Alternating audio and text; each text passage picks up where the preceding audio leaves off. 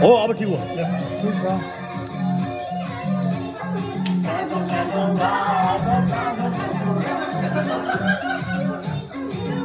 भागम भागम भागम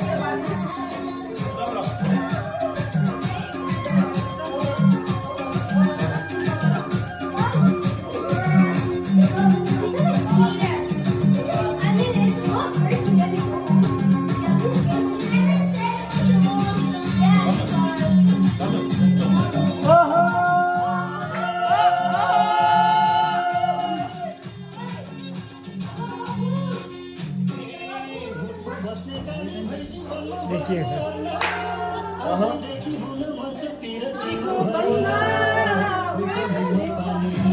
त्यो अर्को बत्ती बाल्नु त विनोद बाबु त्यहाँ बत्ती बाल्नु न अलिक ठुलो